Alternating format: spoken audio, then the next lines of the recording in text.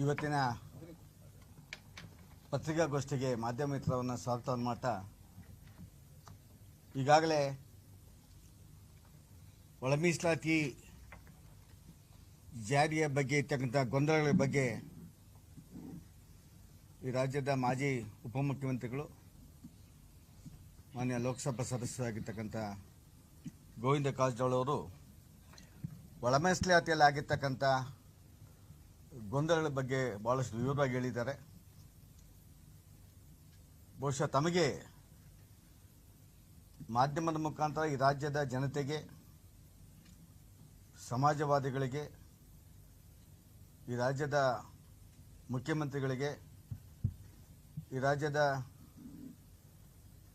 ಕಾಂಗ್ರೆಸ್ನ ಕೆಪಿಸಿಸಿನ ಅಧ್ಯಕ್ಷ ಅಂತ ಡಿ.ಕೆ. ಶಿವಕುಮಾರ್ ಅವರಿಗೆ, ಸಮಾಜ ಕಲ್ಯಾಣ ಮಂತ್ರಿಗಳಿಗೆ,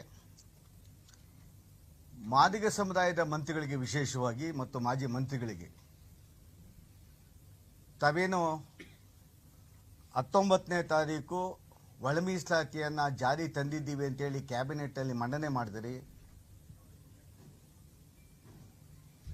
ಅರ್ಥಹೀನವಾದಂಥ ತಮ್ಮ ಹೇಳಿಕೆ, ದಿಕ್ಕು ದೆಸೆ ಇಲ್ಲದೆ ಇದ್ದಂಥ ತಮ್ಮ ಹೇಳಿಕೆ, ಸನ್ಮಾನ್ಯ ಮುಖ್ಯಮಂತ್ರಿಗಳೇ, ತಾವು ಕ್ಯಾಬಿನೆಟ್ನಲ್ಲಿ ಮಂಡನೆ ಮಾಡಿದಾಗ ಬಹುಶಃ 3.5 ದಶಕಗಳ ಕಾಲ ಹೋರಾಟ ಮಾಡಿದಂಥ ಮಾದಿಗರಿಗೆ ನ್ಯಾಯ ಸಿಗ್ತದೆ ಅಂತೇಳಿ ಈ ರಾಜ್ಯದ ಮಾದಿಗ ಸಮುದಾಯ ಅಂದ್ಕೊಂಡಿತ್ತು.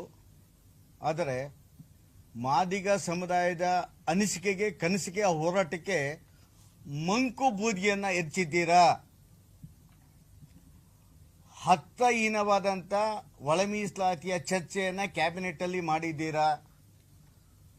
ಸುಪ್ರೀಂ ಕೋರ್ಟ್ನ ಜಡ್ಜ್ಮೆಂಟನ್ನು ಪಾಲನೆ ಮಾಡಿಲ್ಲ. ನಾಗಮೋಹನ್ ದಾಸ್ ಅವರ ಆಶಯಗಳನ್ನು ಪಾಲನೆ ಮಾಡಲಿಲ್ಲ. ಒಟ್ಟಾರೆ ನಾಗಮೋಹನ್ ದಾಸ್ ಅವರ ಕೊಟ್ಟಂತ ವರದಿಯನ್ನು ದಿಕ್ಕು ತಪ್ಪಿಸಿದಂಥ ಮುಖ್ಯಮಂತ್ರಿ ಯಾರಾದರೂ ಇದ್ದರೆ ಈ ರಾಜ್ಯದ ಮುಖ್ಯಮಂತ್ರಿ ಸನ್ಮಾನ್ಯ ಸಿದ್ದರಾಮಯ್ಯನವರು. ನಾಗಮೋಹನ್ ದಾಸ್ ಅವರು ಸುಪ್ರೀಂ ಕೋರ್ಟ್ನ ಆಶಯದಂತೆ ಮತ್ತು ತಮ್ಮ ಆದೇಶದಂತೆ ಹಿಂದುಳಿವಿಕೆಯ ಆಧಾರದ ಮೇಲೆ ಒಳ ಮೀಸಲಾತಿಯನ್ನು ಕೊಡಬೇಕಂತ ತಾವೇ ಆದೇಶ ಮಾಡಿ, ತಮ್ಮ ಸರ್ಕಾರ ಆದೇಶ ಮಾಡಿದ್ದು.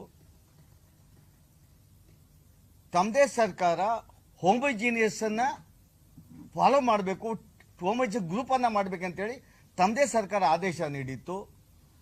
ಅದರ ಅನುಗುಣವಾಗಿ ಜಸ್ಟಿಸ್ ನಾಗಮೋಹನ್ ದಾಸ್ ಅವರು ವರದಿಯನ್ನು ನೀಡಿದ್ರು. ತಾವೇನು ಇವತ್ತು ವರದಿ ಮಾಡಿದ್ದೀರಾ? ಅವ್ರು ಕೊಟ್ಟಂತ 5 ಗುಂಪುಗಳನ್ನು ಧಿಕ್ಕರಿಸಿ, ಹೋಮೋಜಿನಿಯಸ್ ಅನ್ನು ಧಿಕ್ಕರಿಸಿ, ಹಿಂದುಳಿವಿಕೆಯನ್ನು ಧಿಕ್ಕರಿಸಿ, ಅಲಿಮಾರಿಗಳನ್ನ ಮೇಲ್ವರ್ಗದ ಅಂದ್ರೆ ಟಚಬಲ್ಸ್ ಜೊತೆಯಲ್ಲಿ ಸೇರಿಸಿ ತಾವು ಆ ಸಮುದಾಯಕ್ಕೆ, ಅಲಿಮಾರಿಗಳಿಗೆ ದ್ರೋಹವನ್ನ ಮಾಡಿದ್ದೀರಾ. ಅರ್ಥಹೀನವಾದಂಥ ಪ್ರವರ್ಗ ಎ, ಬಿ, ಸಿ ಮಾಡಿ ಎ ವರ್ಗಕ್ಕೆ ಮಾದಿಗ ಉಪಜಾತಿಗಳು, ಬಿ ವರ್ಗಕ್ಕೆ ಛಲವಾದಿ ಅಥವಾ ಬಲಗೈ ಸಮುದಾಯಗಳು ಸೇರಿಸಿದ ನಂತರ ಮತ್ತೊಂದು ಆದೇಶ ಮಾಡಿದ್ದೀರಾ. ಈ ವರ್ಗದಲ್ಲಿರ್ತಕ್ಕಂಥ ಎ.ಕೆ, ಎ.ಡಿ, ಆದಿ, ಆಂಧ್ರ ಮತ್ತು ಈ 3 ಜಾತಿಗಳು ಮತ್ತೆ ಪ್ರವರ್ಗ ಎ ಗುಂಪಿನಲ್ಲಿ, ಪ್ರವರ್ಗ ಬಿ ಗುಂಪಿನಲ್ಲಿ ಮೀಸಲಾತಿಯನ್ನು ಪಡೆಯಬಹುದು ಅಂದರೆ ಈ ರಾಜ್ಯದ 70 ಲಕ್ಷ ಮಾದಿಗ ಉಪಜಾತಿಗಳು, ಬಲಗೈ ಉಪಜಾತಿಗಳು ಬಹುತೇಕವಾಗಿ 170 ಲಕ್ಷದಲ್ಲಿ 40 ಲಕ್ಷ ಜನ ಎ.ಕೆ, ಎ.ಡಿ ಅಂತ ಸರ್ಟಿಫಿಕೇಟ್ ಅನ್ನೇ ಪಡೆದಿದ್ದಾರೆ. ಪ್ರವರ್ಗ ಎ ಮತ್ತು ಬಿ ಅಂತ ಪ್ರತ್ಯೇಕ ಮಾಡಿ ಮತ್ತೆ ಈ ವರ್ಗವನ್ನ ನೀವು ಯಾವುದೇ ವರ್ಗಕ್ಕೆ, 2 ವರ್ಗದಲ್ಲಿ ಯಾವುದೇ ವರ್ಗದಲ್ಲಿ ಮೀಸಲಾತಿಯನ್ನು ಪಡೆಯಬಹುದು ಅಂದರೆ ಒಳ ಮೀಸಲಾತಿಗೆ ಅರ್ಥ ಇದೆಯಾ? ಒಳ ಮೀಸಲಾತಿಯನ್ನ ಕ್ಯಾಬಿನೆಟ್ ಅಲ್ಲಿ ಒಪ್ಕೊಂಡಿದ್ದೀರಾ? ಸುಪ್ರೀಂ ಕೋರ್ಟ್ ಆಶಯಗಳನ್ನ ಪಾಲನೆ ಮಾಡಿದ್ದೀರಾ? ನಾಗಮೋಹನ್ ದಾಸ್ ಅವರ ಆಶಯಗಳನ್ನ ಪಾಲನೆ ಮಾಡಿದ್ದೀರಾ? ಸನ್ಮಾನ್ಯ ಮುಖ್ಯಮಂತ್ರಿಗಳೇ, ತಾವು ಅಡ್ವೊಕೇಟ್ ಇದ್ದೀರಾ. 35 ವರ್ಷಗಳ ಮಾದಿಗರ ಹೋರಾಟಕ್ಕೆ ಪ್ರತಿಫಲ ಮಂಕುಬೂದಿ ಎಸಿ ದಿಕ್ಕನ್ನು ತಪ್ಪಿಸಬೇಡಿ. ತಾವೇನು ಆದೇಶ ಮಾಡಿದ್ದೀರ ಕ್ಯಾಬಿನೆಟ್ ಅಲ್ಲಿ 6-6 ಆ 6-6 ಪ್ರವರ್ಗ ಎ ಮತ್ತು ಬಿ ಮತ್ತೆ ಮುನ್ನೆಲೆಗೆ ಬರೋದಿಲ್ಲ. ಮತ್ತೆ ಹಿಂದಕ್ಕೆ ಹೋಗ್ತೀರಾ. ಒಳ ಮೀಸಲಾತಿ ಅಂತ ಪದಕ್ಕೆ ಅರ್ಥನೇ ಇರೋದಿಲ್ಲ. ತತ್ಕ್ಷಣ ಈ ಕ್ಯಾಬಿನೆಟ್ ಅಲ್ಲಿ ಪ್ರವರ್ಗ ಎ ಮತ್ತು ಬಿ ವರ್ಗಕ್ಕೆ ಈ ವರ್ಗದಲ್ಲಿರ್ತಕ್ಕಂಥ ಎಕೆ ಎಡಿ ಆದಿ ಆಂಧ್ರ ವರ್ಗವನ್ನ ಯಾವುದೇ 2 ವರ್ಗಗಳಲ್ಲಿ ಪ್ರವರ್ಗಗಳಲ್ಲಿ ಮೀಸಲಾತಿಯನ್ನು ಪಡಿಬಹುದು ಅಂತ ಆ ಪದವನ್ನ ಹಿಂಪಡಿಬೇಕು. ಹಿಂಪಡಿದ ಹೋದರೆ ಈ ರಾಜ್ಯದಲ್ಲಿ ಮತ್ತೊಮ್ಮೆ ಮಾದಿಗರ ಚಳವಳಿ ಪ್ರಾರಂಭ ಆಗ್ತದೆ. ಈ ರಾಜ್ಯದ ಮುಖ್ಯಮಂತ್ರಿಗಳು ಕಾಂಗ್ರೆಸ್ ಪಕ್ಷ ಒಳ ಮೀಸಲಾತಿಯನ್ನ ದಿಕ್ಕು ತಪ್ಪಿಸ್ತಾ ಇದೆ ಅನ್ನೋ ಪದವನ್ನ ಇಡೀ ಸಮಾಜ ಹತ್ಕೊಂಡಿರೋದ್ರಿಂದ ನಿಮ್ಮ ಪರವಾಗಿ ಯಾವುದೇ ಕ್ಷೇತ್ರದಲ್ಲಿ ನಿಮ್ಮ ಪರವಾಗಿ ಮಾತಾಡಲಿಲ್ಲ. ಮತ್ತೆ ಅಲೆಮಾರಿಗಳನ್ನ ಬಹುಶಃ 75 ವರ್ಷಗಳ ಕಾಲ ಒಬ್ಬ FDC ಆಗೋದಕ್ಕೂ ಅರ್ಹತೆ ಇಲ್ಲತಕ್ಕಂಥ ಜೀವನವನ್ನ ಆರ್ಥಿಕ ಶೈಕ್ಷಣಿಕ ಕ್ಷೇತ್ರದಲ್ಲಿ ಅವರು ಹಿಂದುಳಿದಿದ್ದಾರೆ. ಅಂತ ಸಮುದಾಯವನ್ನ 101 ಜಾತಿಯಲ್ಲೇ ಮುಂದುವರಿದಿದ್ದಾರೆ ಅಂತ ತಾವು ತೀರ್ಮಾನ ಮಾಡಿದ್ದೀರಾ.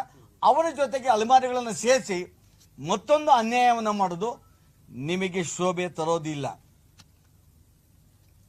ಈ ಮಾಧ್ಯಮದ ಮುಖಾಂತರ ಈ ರಾಜ್ಯದ ಮುಖ್ಯಮಂತ್ರಿಗಳಿಗೆ, ಕೆಪಿಸಿ ಅಧ್ಯಕ್ಷ DK ಶಿವಕುಮಾರ್ ಅವರಿಗೆ, ಈ ಸಮಾಜದ ಮಂತ್ರಿಗಳಿಗೆ ಒತ್ತಾಯಪೂರ್ವಕವಾಗಿ ಹೇಳ್ತೇನೆ, ದಯವಿಟ್ಟು ಈ ಕ್ಯಾಬಿನೆಟ್ ಅಲ್ಲಿ ತಾವೇನು ತಪ್ಪನ್ನು ಮಾಡಿದ್ದೀರಾ, ಪ್ರವರ್ಗ ಇಯನ್ನ ಇದರಲ್ಲಿರ್ತಕ್ಕಂಥ ಸಮುದಾಯವನ್ನ ಎಡಿ ಮತ್ತು ಎಕೆ ಆದಿ ಆಂಧ್ರ ಸಮುದಾಯಗಳನ್ನ ಯಾವುದೇ ಪ್ರವರ್ಗ ಎ ಮತ್ತು ಬಿ ನಲ್ಲಿ ಪಡಿಬಹುದು ಮೀಸಲಾತಿ ಅನ್ನೋದನ್ನ ಹಿಂಪಡೆದ ಹೋದರೆ ಇನ್ನೊಂದು ದೊಡ್ಡ ಚಳವಳಿಯನ್ನು ಮಾಡ್ತೇವೆ, ನಿಮಗೆ ಬುದ್ಧಿ ಕಲಿಸ್ತೇವೆ. ನಾನು ಈಗಾಗಲೇ ಹೇಳಿದ್ದೆ, ನಮ್ಮ ಉಪಮುಖ್ಯಮಂತ್ರಿಗಳು ಹೇಳಿದರು ಅಸಹಕಾರ ಚಳವಳಿ ಅಂತೇಳಿ. ಆ ಚಳವಳಿ ಆದಂಥ ಇಂಥ ನೀಚ ಕೆಲಸವನ್ನ ಈ ರಾಜ್ಯದ ಮುಖ್ಯಮಂತ್ರಿ ಮಾಡ್ತಾರೆ. ಮಾದಿಗ ಸಮುದಾಯಕ್ಕೆ ಅನ್ಯಾಯ ಮಾಡ್ತಾರೆ, ಮೋಸ ಮಾಡ್ತಾರೆ, ದಿಕ್ಕು ತಪ್ಪಿಸ್ತಾರೆ, ತಮ್ಮ ಆದೇಶಗಳಲ್ಲೇ ದಿಕ್ಕು ತಪ್ಪಿಸ್ತಾರೆ. ನಾವು ನಿರೀಕ್ಷೆ ಮಾಡಿರಲಿಲ್ಲ. ಮತ್ತೊಮ್ಮೆ ತಮ್ಮ ಮುಖಾಂತರ ಈ ರಾಜ್ಯದ ಮುಖ್ಯಮಂತ್ರಿಗಳಿಗೆ ಮತ್ತು ನಮ್ಮ ಮಂತ್ರಿಗಳಿಗೆ ಕಣ್ತಿರೋದು ಆದೇಶಗಳನ್ನು ನೋಡಿ ಒಳ ಮೀಸಲಾತಿಯನ್ನು ಹೋರಾಟಕ್ಕೆ ಅನೇಕರು ಹಸುನೀಗಿದ್ದಾರೆ, ತ್ಯಾಗ ಮಾಡಿದ್ದಾರೆ, ಹೋರಾಟಗಳು ಮಾಡಿದ್ದಾರೆ. ಕೊನೆ ಪಕ್ಷ ಸುಪ್ರೀಂ ಕೋರ್ಟ್ನ ಆಶಯಗಳಿಗೆ ತಕ್ಕಂತೆ ನಡ್ಕೊಳ್ಳಿ, ನಾಗಮೋಹನ್ ದಾಸ್ ಆಶಯಗಳಕ್ಕಂತ ನಡ್ಕೊಳ್ಳಿ ಅಂತೇಳಿ ತಮ್ಮಲ್ಲಿ ಮನವಿಯನ್ನ ಮಾಡ್ತೇನೆ. ಇನ್ನೊಂದು ಬಹಳ ನೋವಿನ ಸಂಗತಿ ಅಂದ್ರ, ಸನ್ಮಾನ್ಯ ಮುಖ್ಯಮಂತ್ರಿಗಳನ್ನ